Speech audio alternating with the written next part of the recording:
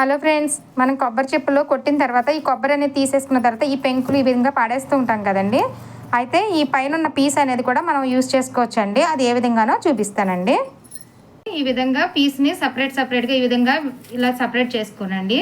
చేసుకున్న తర్వాత ఈ కొంచెం కొంచెం తీసుకుని ఈ వెడల్పాటి దువ్వాని ఉంటుంది కదండి, ఈ దువ్వాని తోటి ఈ విధంగా కొంచెం ఇలా దువ్వేస్తున్నట్టు ఇలాగా క్లీన్ చేసుకోండి. క్లీన్ చేసుకుంటే ఏమవుతుందంటే ఈ పొట్టు అనేది ఉంది కదా, ఇది బయటకు వచ్చేస్తుంది అనమాట.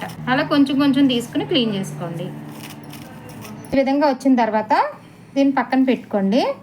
ఏదైనా ఒక స్టిక్ అయితే తీసుకోండి, సన్నపాటిది. ఇదిగోండి, స్టిక్ అయితే తీసుకున్నాం కదండి. ఈ స్టిక్ని ఈ విధంగా మధ్యలోకి పెట్టేసి ఈ విధంగా దీంతో కవర్ చేసేసుకోండి.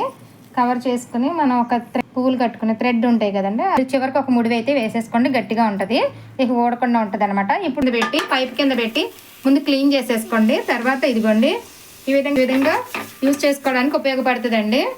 ఇది దోశలు వేసుకునేటప్పుడు అట్ల పేడం మీద మనం రుద్దుకోవడానికి బ్రష్ లాగా యూజ్ చేసుకోవచ్చండి దీన్ని. ఈ టిప్ నచ్చితే లైక్ చేయండి, ప్లీజ్ సబ్స్క్రైబ్ చేయండి ఫ్రెండ్స్.